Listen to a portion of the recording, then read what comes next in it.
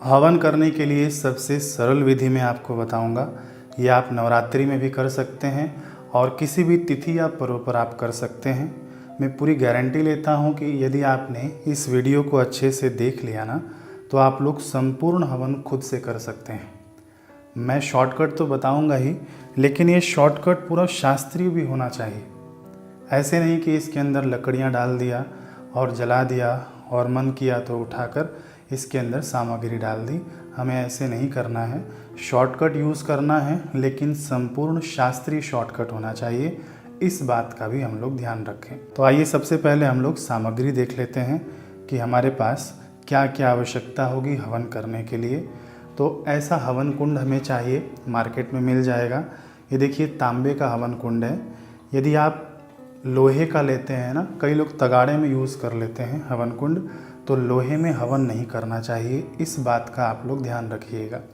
फिर भी गरीब वर्ग करे, यदि मान लीजिए उसके पास पैसे नहीं हो, तो आप ईंटें सजा लेना, चौकोन मिट्टी बिछा लेना और उसके ऊपर आप लोग हवन कर लेना।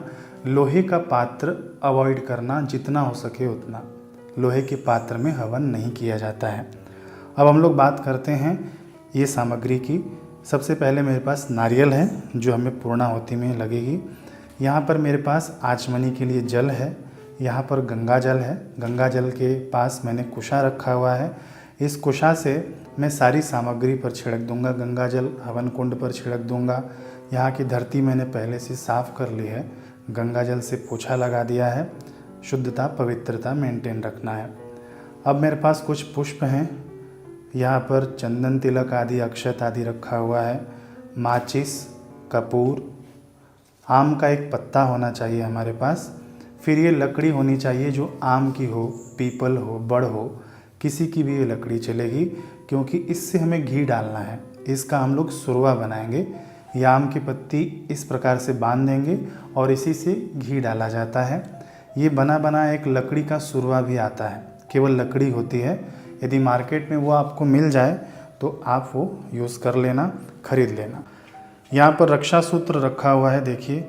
इसका उपयोग हम लोग ये बांधने के लिए करेंगे और थोड़ा सा नारियल के ऊपर भी हम लोग बांध देंगे।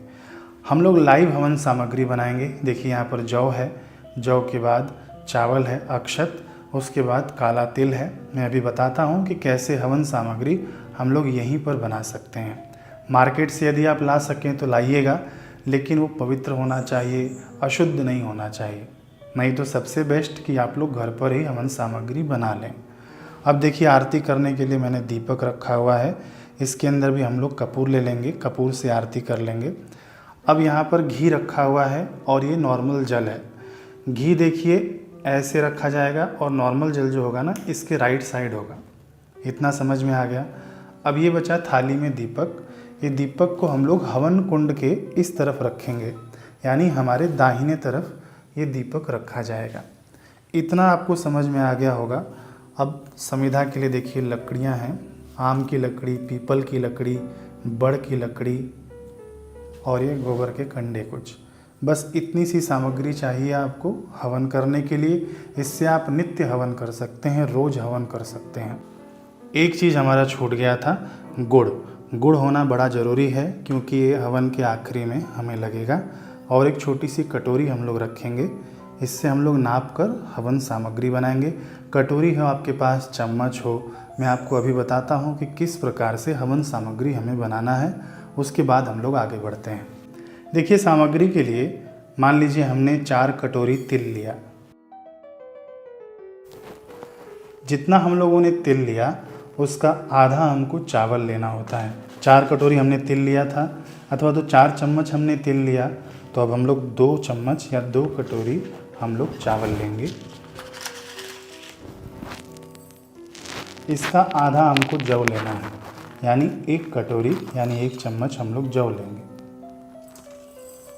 इसके बाद हम लोग इसके अंदर घी मिलाएंगे। घी उतना ही मिलाएं जितना ज़्यादा ना हो, हाथ में ज़्यादा ना चिपके और कम भी ना हो। तो इस हिसाब से आप लोग इसके अंदर घी मिलाइएगा। मैं अभी केवल आप लोग को दिखा रहा हूँ, इसीलिए अभी घी नहीं मिलाऊंगा, नहीं तो ख़राब हो जाएगा ये रखे रखे। इसीलिए देखिए अब मैं इसको मिक्स कर देता हूँ। आप लोग इसके अंदर घी मिलाइएगा, 2-3 चम्मच जितना भी आपको उचित लगे ज़्यादा चिपचिपा नहीं होना चाहिए। इसके अंदर लोग मार्केट का जो अगर तगर और भी गूगल आदि लोबान आदि जो आता है मिक्स करते हैं, लेकिन उनकी पवित्रता कैसी है वो नहीं हमें पता है। इसलिए हम लोग घर पर ही इस प्रकार से हवन सामग्री तैयार कर लेंगे। इसके अंदर आप लोग घी ज़रूर मिला लेना, मैंने ऐसे ही दिखाया है वीडियो बनाने के लिए। अब देखिए सबसे बड़ी सावधानी क्या है कि जो भी आप लोग समिधा लेंगे, लकड़ी लेंगे ना, उसके अंदर आप लोग चेक कर लेना कि कहीं कीड़े तो नहीं है इसके अंदर। या आप लोग गोबर लेंगे ना, तो उसके अंदर गोबर के कंडे में भी आप लोग देख लेना कहीं भी कीड़े नहीं होना चाहिए। किसी भी प्रकार का जीव जंतु अग्नि में जलकर नहीं मरना चाहिए हमारे कारण। हवन कुंड भी आप देख लेना, चेक कर लेना, कीड़े मकोड़े नहीं होने चाहिए।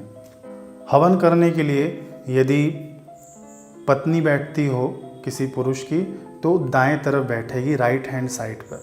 यदि मान लीजिए आपके पास हवन कुंड ऐसा है, इसके अंदर कुछ बेस नहीं है, तो आप इसे ईंटे के ऊपर रख सकते हैं ताकि आपका जो टाइल्स हो, कारपेट हो, वो ख़राब नहीं हो। अब हम लोग सबसे पहले पवित्रीकरण करेंगे। देखिए आपके पास कुशा नहीं है तो पुष्प आप उठा लेना, पुष्प को गंगा जल में डुबोकर सभी पर छांट देना। मंत्र आता हो तो मंत्र पढ़ लेना। ओम पवित्र पवित्रो वा सर्वांग स्थान गतो पिवा, ये मंत्र आपको आता हो तो पढ़ लेना, नहीं तो कोई बात नहीं। गंगा जल आपका ऐसे ही पवित्र है, सभी वस्तुएं पवित्र हो गई। अब हम लोग अपनी अंतर और वायु शुद्धि करेंगे। इसके लिए ये जो आचमनी है ये अलग रखना है हमें। आचमनी से देखिए इस प्रकार से आपको जल लेना है और भगवान का नाम लेकर आप इस जल को पी जाएं। जो भी भगवान का आप नाम ले सकते हैं, जो भी भगवान का नाम आप रेगुलर लेते हैं वो ले सकते हैं, नहीं तो ओम गोविंदाय नमः, ओम माधवाय नमः, ओम केशवाय नमः, ये बोलकर जल पी लिया। और चौथी बार भी जल लेना है और आपको हाथ अपने लेफ़्ट साइड में धोना है, राइट साइड में हाथ नहीं धोना है। इससे हस्त प्रक्षालन कहते हैं। हाथ धो लिया हमने, इतना आपको अभी तक क्लियर हो गया होगा। बड़ी आसान ढंग से मैं आपको सिखाऊंगा, अगर आप ध्यान से वीडियो देखेंगे तो बड़ी ही सहजता से आप लोग सीख लेंगे इसे। अब तीसरा स्टेप हमारा आता है दीपक जलाना। दीपक हमको अपने राइट हैंड साइड रखना है, मैंने बताया था। दीपक आप कभी भी जलाएं ना तो दीपक को सबसे पहले हमें आसन देना होता है। तो देखिए मैं यहाँ पर आसन दूंगा, हवन कुंड के बगल में ही हमको दीपक रखना है। चावल का आप आसन दे दें, अक्षत का। चावल के अंदर आप हल्दी मिला देना, क्योंकि सफ़ेद चावल ऐसे नहीं रखना चाहिए, तो हल्दी मिला हुआ हम लोग दीपक को आसन दे देंगे। अब देखिए दीपक क्यों जलाया जाता है। हम लोगों ने जो सत्कर्म किया उसका साक्षी कौन है, तो उसके साक्षी के रूप में हम लोग अग्नि देवता को दीपक के रूप में प्रज्वलित रखते हैं। हमने दीपक को आसन प्रदान कर दिया। अब अग्नि देवता को हमने बुलाया है दीपक के रूप में। दीप ज्योति परब्रह्म, ज्योति जो है दीप ज्योति है वो परब्रह्म स्वरूप है, इसलिए साक्षात निराकार ब्रह्म हमारे इस कृत्य का, हमारे सत्कर्म का ये साक्षी रूप है। इसलिए हम लोग दीपक को जलाते हैं। कोई भी सत्कर्म होगा ना, आप सनातन धर्म में देखेंगे बिना दीपक जलाए और बिना तिलक किए ये संभव नहीं है। तो दीपक आप लोग अभी जला लिए, तो दीपक का हम लोग पंचोपचार से पूजन करेंगे। पंचोपचार से पूजन के लिए कैसे करें कि हाथ में हम लोग पुष्प ले लें, अक्षत लें, पुष्प के अंदर हम लोग थोड़ा सा कुमकुम लगा दें या हल्दी लगा दें। और हे देखिए मंत्र तो बहुत हैं, लेकिन मंत्र में न जाकर बिल्कुल साधारण पूजन हम लोग करेंगे। हे दीप ज्योति, आप हमारे इस कृत्य के साक्षी रूप बने रहिए, इसलिए हम आपका प्रणाम पूर्वक पूजन करते हैं। ये बोलते हुए आप दीपक देवता के आगे अक्षत पुष्प समर्पित कर देना। ये दीपक का पूजन हो गया। अब मान लीजिए आप नवरात्रे में पूजन कर रहे हैं, तो अखंड दीपक तो आपका जल ही रहा होगा, तो उस दीपक के पास आप जाकर पूजन कर लेना, अक्षत पुष्प चंदन आदि अर्पित करके। बाकी ये वाला दीपक जलाने की आवश्यकता नहीं है। समझ गए ना आप लोग। दीप पूजन हो गया। अब इसके बाद कलश पूजन आता है। आप चाहिए तो इसको नोट कर लीजिएगा, फिर आप भूलेंगे नहीं। कलश पूजन में नवरात्रि में कर रहे हैं हवन ना, तो कलश तो ऐसे ही रखा रहता है सभी के घर में। यदि कलश पूजन करना हो तो नॉर्मल शॉर्ट विधि से करना हो तो कलश में हल्दी डाल देना, एक सिक्का डाल देना, सुपारी डाल देना, पुष्प डाल देना, अक्षत डाल देना और उसके ऊपर आम के पत्ते लगाकर गर्दन पे कलावा बांध देना और उसके ऊपर नारियल रख देना अथवा तो एक सुपारी रख देना। इतना भी आप लोग करके पंचोपचार से, मान लीजिए अक्षत पुष्प लिया, तिलक करके कलश देवता को अर्पित कर दिया, तो ये शॉर्ट विधि में कलश पूजन हो गया। कलश विधि का पूरा डिटेल्ड वीडियो मैं लिंक में दे दूंगा डिस्क्रिप्शन में, वहाँ से देख लीजिएगा। तो दीप पूजन के बाद हमने कलश पूजन कर लिया। यहाँ तक आप सभी को समझ में आ गया होगा। अब हम लोग करेंगे संकल्प। संकल्प हम लोग इसलिए करेंगे कि हम लोग ये हवन क्यों करना चाहते हैं, हमारा उद्देश्य क्या है हवन करने का। तो हाथ में अक्षत और पुष्प लेना और उसके अंदर ये गंगा जल मिला देना।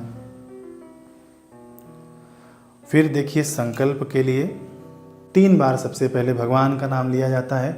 ओम विष्णवे नमः, ओम विष्णवे नमः, ओम विष्णवे नमः। फिर देखिए सिंपल संकल्प करना, आप अपना नाम लेना कि मैं फलाना, मेरे इस कार्य के लिए मैं हवन करता हूँ अथवा तो करती हूँ। जैसे एग्जाम्पल के तौर पे मैं बताऊँ कि मुझे लक्ष्मी प्राप्ति के लिए ये हवन करना है। पहले अपना नाम लेना कि मैं फलाना अथवा तो फलानी लक्ष्मी प्राप्ति के लिए ये हवन करने का संकल्प लेती हूँ नवरात्रि में। इतना कहते हुए ये संकल्पित अक्षत पुष्प जल हवन कुंड के सामने छोड़ देना। उसके बाद हाथ जोड़ लेना। स्टेप आप लोग याद रखिएगा कि हम लोग इसके बाद ये करना है। अब देखिए अगला स्टेप है कि हम सभी देवी देवताओं को यहाँ पर बुलाएंगे, लेकिन उसका भी क्रम हमारे शास्त्रों में बताया गया है। सबसे पहले गणेश जी को, सभी को पता है गणेश जी को बुलाया जाता है। तो आप ऐसे बुलाना, मंत्र हैं इन सभी के, लेकिन आप सहज भाव में ऐसे बुलाना कि हे गणेश भगवान आप यहाँ पधारिए। फिर दूसरा गुरु जी को बुलाना है कि हे हमारे गुरुदेव आप यहाँ पधारिए। तीसरे सूर्य भगवान को कि हे सूर्य देवता आप यहाँ पधारिए। और चौथे फिर ब्रह्मा विष्णु महेश को, हे ब्रह्मा जी आप हमारे इस हवन के सत्कर्म में पधारिए। हे विष्णु भगवान आप भी पधारिए। हे महादेव आप हमारे सत्कर्म में यहाँ पधारिए। फिर उसके बाद 9 दुर्गाओं का स्मरण किया जाता है। मान लीजिए आपको 9 दुर्गाओं का नाम नहीं पता हो तो आप हे जगत जननी माता भवानी आप यहाँ पधारिए। उसके बाद 9 ग्रहों का स्मरण किया जाता है कि हे नवग्रह देवताओं आप यहाँ उपस्थित होइए, आप यहाँ पधारिए। हे कुल देवता, 9 ग्रहों देवताओं के बाद कुल देवता, ग्राम देवता, स्थान देवता। हे कुल देवता आप यहाँ पधारिए। हे स्थान देवता आप यहाँ पधारिए। हे ग्राम देवता आप यहाँ पधारिए। ये मेरी नम्र प्रार्थना है, ये मेरी नम्र विनती है। खूब भाव से आप उन्हें बुलाना, खूब प्रेम से बुलाना, और प्रेम से बुलाने पर तो भगवान जरूर आते हैं। भगवान को बुलाने के बाद, समस्त देवताओं देवी देवताओं को बुलाने के बाद अब हम लोग अगला स्टेप रक्षाबंधन का करेंगे। देखिए आप लोगों को ये स्टेप करना ही पड़ेगा यदि आप हवन कर रहे हैं तो, शॉर्टकट इसमें कोई नहीं है। आप अपना केवल पैसा और समय बर्बाद करेंगे यदि केवल लकड़ी जलाकर उसके अंदर ये सामग्री डाल दी तो मैं जैसे बता रहा हूँ वैसे आप लिख लीजिएगा, बहुत आसान है, आसानी से बता रहा हूँ। अब अगला हमारा स्टेप है रक्षाबंधन। देखिए ये हाथ लेफ्ट हैंड में आपको चावल लेना है। मेरा मुख पूर्व की ओर है, आप भी ऐसे ही बैठना, आपका मुख पूर्व की ओर होना चाहिए और हवन कुंड हमारे सामने। तो ये मेरा पूर्व दिशा हुआ, पीछे पश्चिम दिशा, यहाँ पर उत्तर और यहाँ पर दक्षिण। लेकिन पूर्व और दक्षिण के बीच में भी अग्निकोण आता है ना, पूर्व दक्षिण, दक्षिण पूर्व जिसको बोलते हैं। इसी प्रकार हर दिशाओं के बीच में एक एक कोण है। तो ये 8 दिशाएं हो गए और उसके बाद एक दिशा ऊपर एक दिशा नीचे, तो ये 10 दिशाएं होती हैं। तो देखिए इसका भी मंत्र है, लेकिन मैं सहजता से बता रहा हूँ आपको। तो आप भगवान को कह देना कि हे विष्णु भगवान, हे गोविंद, हे माधव, हे वासुदेव आप मेरे इन सभी दिशाओं से रक्षण कीजिए। ऐसा बोलकर आप 8 दिशाओं में अक्षत को छोड़ देना। ओम ओम बोलते हुए ओम ओम ओम ओम ओम ओम ओम ओम। 8 दिशाएं हो गए, एक दिशा ऊपर ओम, एक दिशा नीचे ओम। अब जो बच जाए ना चावल अक्षत, उसको दाहिने हाथ से ढक लेना कि हे भगवान जो भी दिशाएं हमसे छूट गई हो आप सर्व दिशाओं में हमारा रक्षण करना। और ऐसा कह के ये आपको सर के ऊपर ले जाना है। कैमरे में दिखेगा नहीं ना, इसीलिए मैं नीचे ही दिखा देता हूँ। सर के ऊपर हाथ ले जाना और ऐसे गोल घुमाते हुए सभी चावल चारों दिशाओं में छोड़ देना। ये हो गया हमारा रक्षाबंधन दिग्बंधन। अब यहाँ पे जो आसुरी शक्तियाँ घुसने का प्रवेश करना चाहेंगी तो नहीं घुस पाएंगी। ये इसको बोलते हैं दिग्बंधन। समस्त दिशाओं से हमने भगवान के नाम से बांध दिया, भगवान की कृपा से बांध दिया। अब आप जो भी सत्कर्म करेंगे ये देवताओं के पास ही जाएगा। अब अगला स्टेप आता है हमारा अग्नि प्रज्वलन का। ये देखिए हवन कुंड में ये मैंने गोबर का कंडा लिया है, इसके ऊपर घी से लगी हुई बत्ती है। अब इसके ऊपर देखिए मैं थोड़ा कपूर का चूरा मिला दूंगा ऐसे इस प्रकार से, ताकि ये आसानी से जल जाए। बड़े बड़े कुंड होते हैं ना तो अग्नि बाहर प्रज्वलित की जाती है, सुरवा से उठाकर अंदर डाला जाता है, ठीक है। लेकिन ये हम लोग घर पे कर रहे हैं तो हम लोग इसके अंदर ही अग्नि प्रज्वलित करें, क्योंकि सुरवा सभी के पास नहीं होता है और अलग से अग्नि जलाने की व्यवस्था नहीं होती है। अग्नि जलाने के लिए सबसे पहले मैं बता दूं कि हवन कुंड में पहले से ही लोग लकड़ियां जमा करके रखते हैं, फिर अग्नि जलाते हैं। नहीं, पहले से जो यहाँ लकड़ी रखी जाती है ना वो चिता जलती है। हवन कुंड में नहीं ऐसा होता है, पहले आपको अग्नि जलाना है, उसके बाद आपको लकड़ियों की व्यवस्था करनी है इसके अंदर कुंड में। तो देखिए अग्नि जलाने के लिए ठीक से देखिएगा कैसे जलाया जाता है, आपको बड़ा आनंद आएगा। ये आप खुद सीख रहे हैं ना, आप खुद करेंगे तो बड़ा आनंद आएगा। देखिए मैं ये आचमनी जो मैंने यूज़ के लिए अपने यूज़ के लिए रखा था, इसको मैं यहाँ पर रखता हूँ।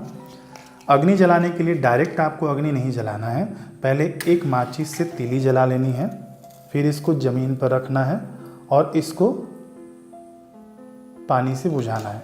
समझ गए? पानी से बुझाते समय मंत्र बोलना है ओम होम फट।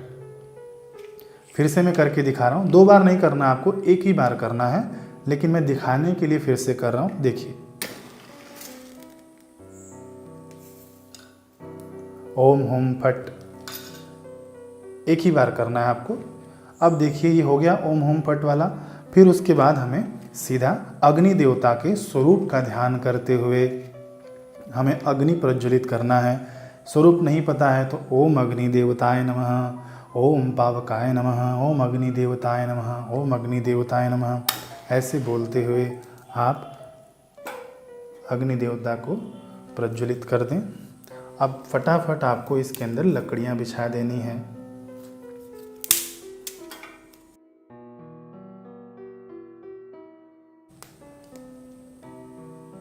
अब देखिए अब हमने अग्नि जला दिया। अब हमें फटाफट ये सुरवा तैयार कर लेना है। ये आम का पत्ता इसके अंदर बांध देना है हमको। सुरवा जब बनाए ना तो आम के पत्ते को आगे से तोड़ देना है ऐसे मोड़ के, ताकि इसके अंदर घी सहजता से उठ सके। अब देखिए अग्नि देवता प्रज्वलित हो चुके हैं, तो इसके अंदर ना अग्नि देवता का हम लोग पूजन करेंगे। तो सबसे पहले हम लोग हाथ में अक्षत पुष्प ले लें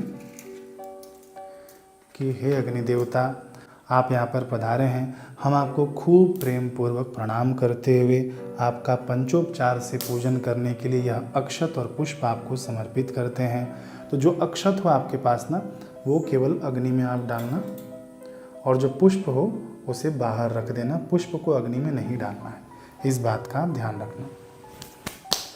अग्नि देवता का भी पूजन हो गया। अब देखिए घी को आपको आगे रख लेना है, उसके बगल में पानी रखना है। इसको मैं हटा दूं अभी।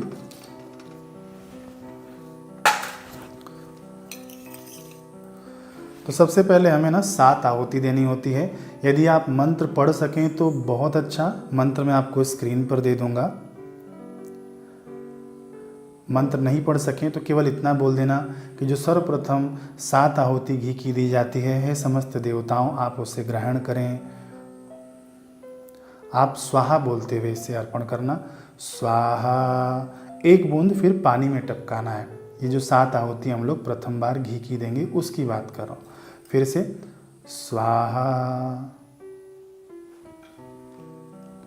फिर से स्वाहा, 1 बूंद पानी में, स्वाहा, 1 बूंद पानी में, स्वाहा, 1 बूंद पानी में, स्वाहा, 1 बूंद पानी में, स्वाहा, 1 बूंद पानी में। ऐसे आपको बोलना नहीं है 1 बूंद पानी में, केवल मैं आपको बता रहा हूँ कि 7 बार आपको घी की आहुति देनी है प्रथम, और उसके बाद 1-1 बूंद जल आपको पानी में गिराना है। इस बात का आप लोग ध्यान रखिएगा। अब देखिए, आप लोग हवन करते हो ना, तो अग्नि को आपको बुझने नहीं देना है। अग्नि बुझ गई यानी आपका दिया हुआ कोई भी हवन देवताओं तक नहीं पहुंचेगा। इस बात का आप लोग ध्यान रखिएगा।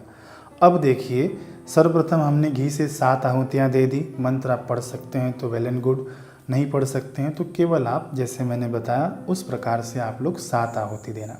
अब मान लीजिए आप लोग 2 लोग बैठे हैं, तो एक व्यक्ति घी से आहुति देगा। अब पानी में नहीं टपकाना है, अब आपको पानी थोड़ा सा साइड कर देना है। पानी में अब आपको घी नहीं टपकाना है। तो एक आदमी घी से आहुति देगा और एक आदमी हवन सामग्री से आहुति देगा। समझ गए आप लोग? यदि आप अकेले बैठे हैं तो आप केवल घी से भी दे सकते हैं। यदि आपको सामग्री से देना है तो इसके अंदर घी ज़्यादा मिला लीजिएगा, फिर आप हवन दीजिएगा। अब देखिए, कई लोग क्या करते हैं ना, पिक्चरों में देख के ऐसे उठाते हैं और ऐसे फेंकते हैं हवन के अंदर। ऐसे आपको बिल्कुल नहीं करना है। ये है देवताओं का मुख, और जो हवन कुंड होता है ना, देवताओं का तन कहा जाता है। तो हम लोग, अग्नि जो है मुख है, तो हम लोग क्या है, किसी को जब भोजन कराते हैं तो इस प्रकार से ये सामग्री उठाना है 3 उंगलियों के माध्यम से, और ये सामग्री आपको हवन कुंड में यानी देवताओं के मुख में आपको निवाला जैसे खिलाते हैं ना, ऐसे खिलाना है खूब प्रेम से। स्वाहा, ऐसे भी नहीं, स्वाहा ऐसे भी नहीं, प्रेम से खूब स्वाहा। और देखिए, स्वाहा बोलते समय ही आपकी सामग्री अंदर जानी चाहिए। कई लोग क्या करते हैं, जैसे मैं एग्जांपल बता रहा हूँ, ओम गम गणपते नमः स्वाहा, स्वाहा बोलने के बाद डालते हैं, ऐसे नहीं करना है। फिर दूसरे लोग क्या करते हैं, ओम गम गणपते नमः स्वाहा, स्वाहा बोलने के पहले डाल देते हैं, ऐसे नहीं करना है। देखिए, आप सामग्री उठाया, फिर इसको मंत्र से चार्ज करना है। ओम गम गणपते नमः, ये चार्ज हो गया मंत्र से। अब इसको स्वाहा बोलते समय ही अग्नि का मुख खुलता है, उसी बीच में आपकी सामग्री जानी चाहिए। देखिए एग्जाम्पल के तौर पे, ओम गम गणपते नमः स्वाहा, ओम गम गणपते नमः स्वाहा, ओम गम गणपते नमः स्वाहा। स्वाहा बोलते समय ही अग्नि के मुख में जाएगा। इतना आप लोग समझ गए? तो 8 बार आपको गणेश जी की नाम की आहुति देनी है। ओम गम गणपते नमः स्वाहा। हमारे बीच में लकड़ियाँ जो समिधा है वो कम हो रहा है, तो आप दाहिने हाथ से ये लकड़ियाँ इसके अंदर रख सकते हैं। अब यदि आपको आवश्यकता पड़े कि नहीं ये लकड़ी मुझे सही करना है, तो हाथ से बिल्कुल नहीं करना है आपको। ये जो सूरवा है ना, इसके यहाँ से कर सकते हैं लकड़ियों को थोड़ा बहुत आगे पीछे। आप दुकान से सूरवा लाएंगे तो आगे से भी आप लोग कर सकते हैं, उसमें पत्ती नहीं बंधी रहती है। अब अगली आहुति हम लोग देंगे 9 ग्रहों की, 9 ग्रहों की शांति के लिए। या आप लोगों को जो 9 ग्रह जो परेशान करते हैं ना, या आप लोग नित्य हवन करेंगे तो 9 ग्रहों की आहुति देना आप लोग बिल्कुल मत भूलना, फिर आपको कहीं और जाने की आवश्यकता नहीं पड़ेगी। इसी हवन के माध्यम से आपको बड़ी शांति मिल जाएगी 9 ग्रहों से। अब 9 ग्रहों के नाम हमको याद नहीं है तो कैसे याद करें? आपको तो संडे मंडे ट्यूसडे याद होगा ना, अथवा तो रविवार सोमवार मंगलवार बुधवार गुरुवार, तो ये 9 ग्रहों के ही नाम हैं। तो देखिए कैसे। अब मान लीजिए 9 ग्रहों की आहुति देनी है आपको, तो आप सबसे पहले सूर्यदेव यानी संडे रविवार, ठीक है, ओम सूर्याय नमः स्वाहा। फिर दूसरे मंडे आता है, उसको क्या कहते हैं, सोमवार, तो ओम सोमाय नमः स्वाहा। फिर मंगलवार, ओम, देखिए मंगल देवता को भौम कहते हैं, तो ओम भौमाय नमः स्वाहा। यदि मंगल देवता का नाम भौम याद नहीं आए तो ओम मंगल देवताय नमः स्वाहा, ऐसे भी आप कर सकते हैं। ओम बुधवे नमः स्वाहा। देखिए फिर गुरुवार आता है ना, तो उसके लिए आप क्या करेंगे, ओम बृहस्पतये नमः स्वाहा, ओम शुक्राय नमः स्वाहा, ओम शनिश्चराय नमः स्वाहा। फिर उसके बाद 2 ग्रह और बचते हैं, राहु और केतु, तो ओम राहवे नमः स्वाहा, ओम केतवे नमः स्वाहा। इस प्रकार से 9 ग्रहों को आपको आहुति देनी है। फिर उसके बाद आपने गुरु दीक्षा ली है, गुरु मंत्र लिया है, तो आप गुरु मंत्र की आहुति दे दें, 5, 7, 10, 11 जितना भी आपका मन करे। फिर उसके बाद हम लोग निवारण मंत्र की आहुति देंगे। निवारण मंत्र के जप के लिए यदि आपको विनियोग नहीं आता हो संस्कृत वाला, तो हाथ में अक्षत और पुष्प ले लेना और संकल्प कर लेना कि मैं निवारण मंत्र का इसलिए जप कर रहा हूँ, इसलिए जप कर रही हूँ। मन में आप संकल्प बोल देना और इसके बाद ये संकल्पित अक्षत पुष्प हवन कुंड के आगे अर्पित कर देना। ठीक है। फिर निवारण मंत्र की हम लोग आहुति देंगे। ह्रीं क्लीं चामुंडाय विच्चे स्वाहा, ओम ऐं ह्रीं क्लीं चामुंडाय विच्चे स्वाहा। घी वाले ऐसे आहुति देंगे और ये जो हवन सामग्री से दे रहे हैं वे ऐसे देंगे, ओम ऐं ह्रीं क्लीं चामुंडाय विच्चे स्वाहा। देवी का मंत्र है तो आप लोग खीर से भी आहुति दे सकते हैं। खीर में शक्कर नहीं पड़ा होना चाहिए, केवल दूध और चावल का खीर होता है। ध्यान दीजिएगा, केवल दूध और चावल, उसके अंदर घी मिलाना चाहें तो मिला सकते हैं। तो आप खीर से भी आहुति दे सकते हैं। एक बात और रह गई कि सुरवा कैसे पकड़ना है। कई लोग सुरवा ऐसे पकड़ लेंगे, कई लोग ऐसे पकड़ लेंगे, ऐसे नहीं पकड़ना है। हम लोगों ने हवन के लिए उठाया था ना, ऐसे ही इससे ही सुरवा भी पकड़ना है। देखिए, ये इसके बीच में आप रखिएगा और ये दोनों उंगलियों के ऊपर, ये दोनों उंगलियां टच नहीं होनी चाहिए। ठीक है। अब देखिए, ओम ऐं ह्रीं क्लीं चामुंडाय विच्चे स्वाहा, ओम ऐं ह्रीं क्लीं चामुंडाय विच्चे स्वाहा, ओम ऐं ह्रीं क्लीं चामुंडाय विच्चे स्वाहा। ये सुरवा जो आप लोग पकड़ रहे हैं उनको भी ये ध्यान देना चाहिए। फिर आखिरी में जब सब मंत्र आप लोग आहुति दे दें, फिर आखिरी में ओम कुल देवताभ्यो नमः स्वाहा, ओम ग्राम देवताभ्यो नमः स्वाहा, ओम स्थान देवताभ्यो नमः स्वाहा। इस प्रकार से आप ग्राम देवता, स्थान देवता, कुल देवता को आप हवन दे सकते हैं। दाहिने हाथ से मैं रखूँगा ये समीधा और थोड़ा सा घी डाल दें। यदि बुझने लग जाए तो थोड़ा सा घी डाल दें ऐसे ही, ताकि बुझे नहीं। अब मैं आपको एक मुख्य चीज़ बताता हूँ कि समस्त बाधाओं की समाप्ति के लिए, मान लीजिए आपके ऊपर किसी ने काला जादू कर दिया है, कुछ टोना टोटका कर दिया है, तो हवन देवता में इतनी शक्ति होती है कि वो लोग काला जादू के लिए भी हवन का उपयोग करते हैं। और हवन देवता में इतनी शक्ति होती है कि आप हवन देवता के माध्यम से ही उस जादू को, काले तंत्रिक को, काले टोटके को आप लोग काट सकते हैं।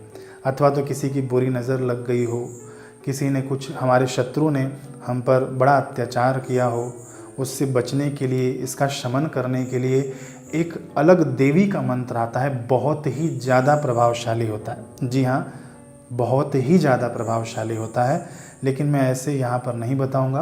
वो ज्वाइन वाले ऑप्शन में मैं बताऊँगा, सब्सक्रिप्शन, प्रीमियम सब्सक्रिप्शन वालों के लिए, तो वहाँ पर आप लोग देख लीजिएगा। अब इसके बाद हम लोग स्वष्टिकृत करेंगे।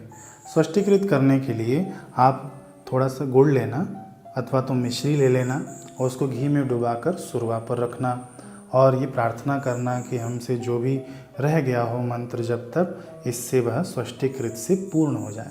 और ये स्वष्टिकृत ये हवन कुंड के अंदर आप डाल देना। फिर उसके बाद हम लोग जो भी हमारे पास सामग्री बच गई है, अभी देखिए मैंने तो दिखाने के लिए सामग्री बनाई है, तो आपके पास मान लीजिए इतनी सामग्री बच गई है तो आपको 3 बार इसके अंदर हवन कुंड में डालना है। मान लीजिए आपसे कोई देवी देवता नाराज़ हो गए हों कि हमको नहीं दिया हमारा भाग, तो उसके लिए ब्रह्मा विष्णु महेश के लिए ये 3 बार हवन सामग्री 3 मुट्ठी में लेकर इसके अंदर डाल देना है हमको। जैसे उसका तो मंत्र है भुवन पतये नमः, ये मंत्र है, लेकिन आप कह देना कि ये मंत्र ऐसे उठाना और कह देना कि ओम ब्रह्म देवताय नमः स्वाहा, ओम विष्णु देवताय नमः स्वाहा, फिर आखिरी में जो बच जाए ओम महादेवाय नमः स्वाहा। ये आपकी हवन सामग्री की कटोरी खाली हो जाएगी। फिर उसके बाद आपको पूर्णाहुति करना है। अब देखिए उत्तर भारत में क्या होता है ना कि सूखा नारियल का गोला लिया जाता है, ऊपर से कट किया जाता है, उसके अंदर घी और पंचमेवा भर के कलावे से बांधकर फिर उसको क्या किया जाता है कि अग्नि कुंड में डाल दिया जाता है, वो पूर्णाहुति। लेकिन हम लोग अभी यहाँ पे क्या करेंगे, और भी कई जगहों पर नारियल के ऊपर कलावा बांधा, इसके ऊपर तिलक किया अथवा तो स्वास्तिक बना लिया।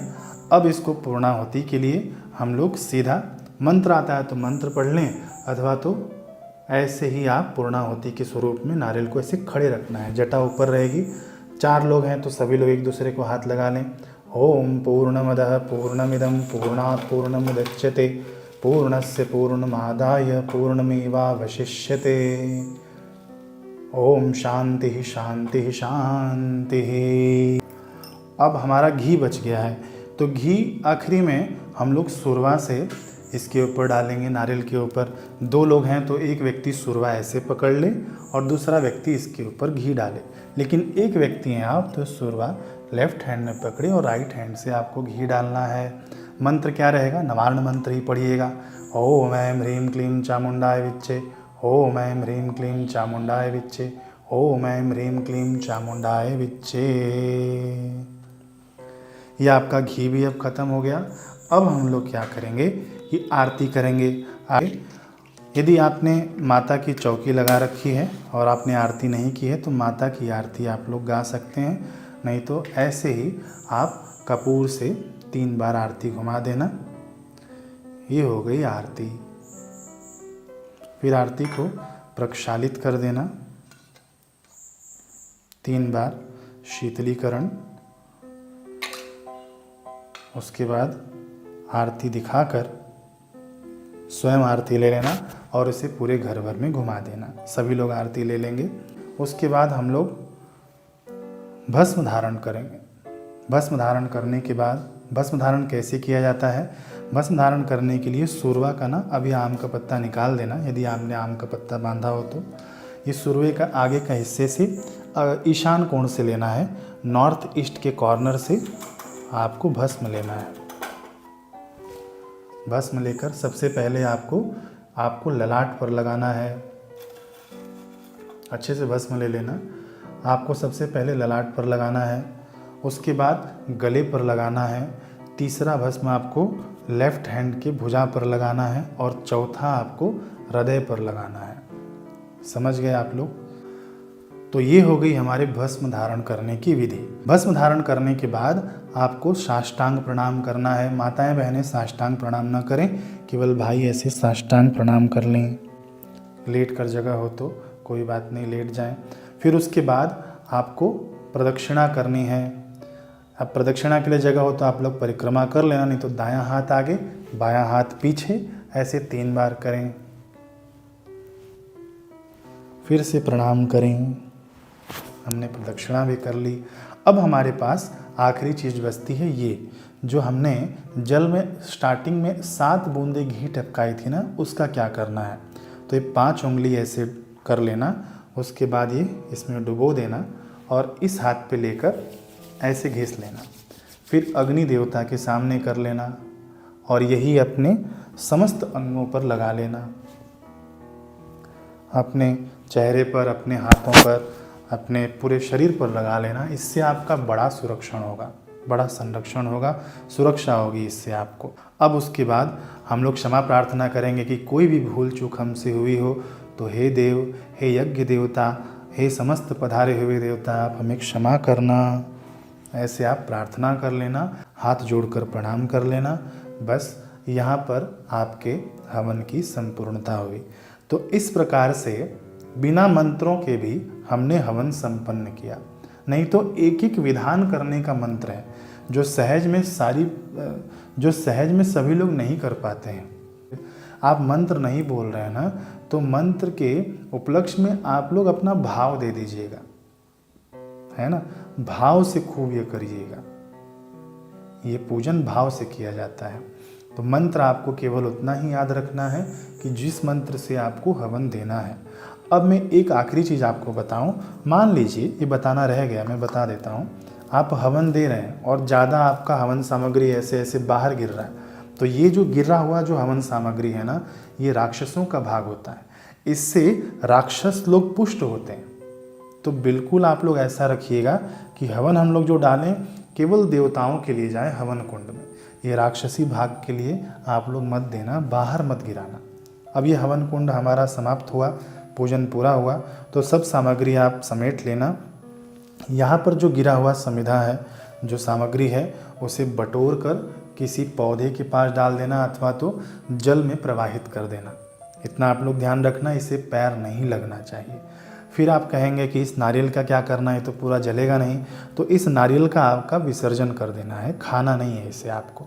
फिर आप लोग कहेंगे कि इस राख का क्या करना है, तो ईशान कोण से जब ये राख ठंडी हो जाए, ईशान कोण से आप राख निकाल के रख लेना थोड़ा सा, और इसे रोज़ तिलक करना। इससे आपको बहुत सुरक्षा मिलेगी। और बाकी की राख यदि आप चाहें तो इसे प्रवाहित कर देना।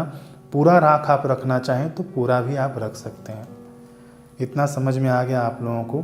तो बस हवन में इतना ही था, कोई ज़्यादा रॉकेट साइंस नहीं है। फिर से आप समझना होगा तो इस वीडियो को देखिएगा, कई बार तो इस वीडियो को देखकर आप लोग कीजिएगा, फिर आपको क्रम याद हो जाएगा। बड़े ही आसानी से मैंने बताया है, शायद ही इंटरनेट पे किसी ने इस तरह से आसानी से बताया होगा। यदि आपको लग रहा हो कि शास्त्रीय भी है और आसानी से बताया तो मुझे कमेंट में बताइएगा। और अगली बार मिलना हो ना तो सब्सक्राइब करके जाइएगा। हरे कृष्ण।